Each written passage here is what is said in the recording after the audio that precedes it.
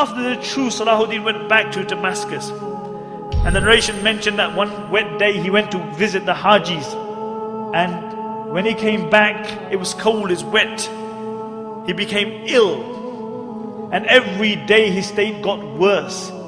And Al-Imad mentioned, I was with Salaah uddeen when he was ill. He says, by Allah, every time Salaah uddeen became more ill, it was as though his trust in the Rahm of Allah just increased. He said, the weaker his body got, the stronger his trust in Allah became. And even in that state, Salaah uddeen couldn't go to the masjid anymore.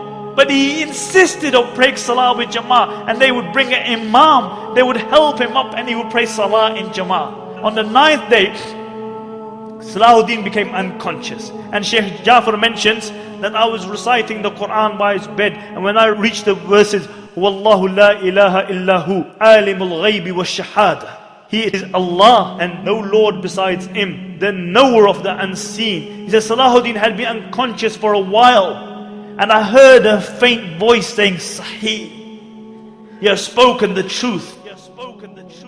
And he mentioned, for 3 days I recited the Quran by the bed of Salaah uddeen. And he said, on the final day when he passed away, I reached the verse, La ilaha illahu alayhi tawakkaltu. There is no God but Allah, and upon Him I trust.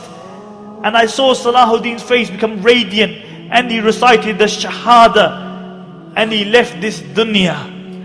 And Ibn Shaddad mentioned that this was the greatest calamity to befall the Muslims since the demise of the Khulafai Rashidun. Ibn Shaddad mentions that many times I had heard the saying that I wish I could die on this place. And I always thought that this was an exaggeration.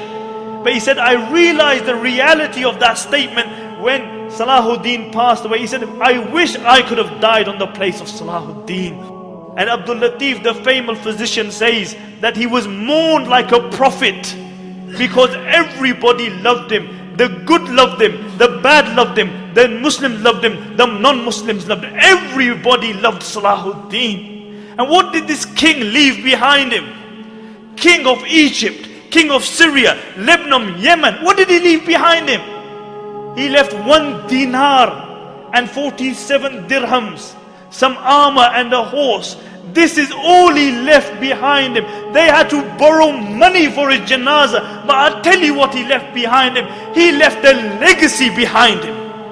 He left a legacy behind him. And this is why we are gathered here today. He passed away at the time of Fajr, and after Dhuhr they brought his body out.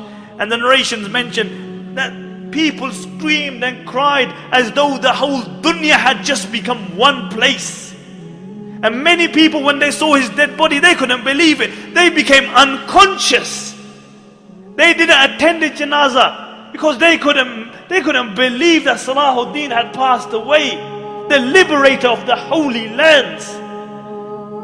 And how was Salaah uddeen buried? They had to borrow money for his janazah. And Qadi Fadil gave a fatwa that Salaah uddeen should be buried with his sword, so that on the day of judgment when he's resurrected, and one of the 7 people who is under the shade of Allah is Imamun Adilun, a just ruler. When he's under the shade of Allah subhanahu wa ta'ala, he is leaning upon his sword. So everybody sees that this is the liberator of the holy lands. And on his tomb they wrote, because this was the man who liberated, this was the man who flung open the gates of fortresses and castles of the Christians, one after the other. And on his tomb they wrote, Oh Allah, as his final victory, open for him the gates of Jannah. Open for him the gates of Jannah. And my dear respected brothers and sisters listening at home, Salaah uddeen is one of the greatest heroes of Islam. And this is why we have gathered here to remember this. But the problem with many Muslims has become today, or with all Muslims, is that we live off our legacy. As a poet says, he said the Muslims come to the grave of Salaah uddeen, and they come again and again. And what do? They stand by the grave of Salaah uddeen and they say, Qum ya Salaah uddeen, Qum. Oh Salaah uddeen, stand. Stand up, oh Salaah uddeen. We need you. Can't you see what's happening in Iraq? Can't you see what's happening in Afghanistan? Can't you see the supine, spineless leaders that we have? Oh Salaah uddeen, we need you to liberate the holy lands. The poet says they come and they say, قُمْ يَا صَلَاحَ الدِّينِ قُمْ حَتَّى اشْتَكَ مَرْقَدُهُ مِنْ حَوْلِهِ الْعَفُونَ. He says, they come to his grave and they say, oh Salaah uddeen, stand, stand. Until his grave began to complain about the stench around it. And the poet says, كَمْ مَرَّةً فِي الْعَامِ تُوقِذُونَهُ كَمْ مَرْعَةً عَلَى الْجِدَارِ الْجُبْنِ تَجْلِدُونَهُ أَيَطْلُبُ الْأَحْيَاءُ مِنْ أَمْوَاتِهِمْ مَعُونَةً. He said, how many times in the year are you going to wake Salaah uddeen up? He said, how many times are you going to whip Salaah uddeen for your own cowardice?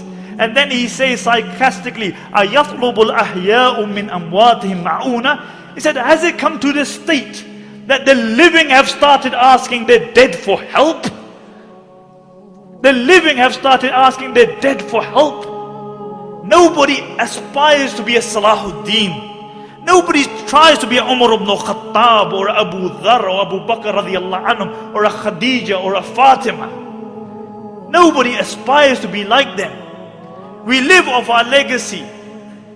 You know, we remember these people, but none of us aspire to be like them. We can't be cowardice because we believe in a hereafter. You can't celebrate the life of Salaah uddeen and Umar ibn Khattab and then be cowardice yourself.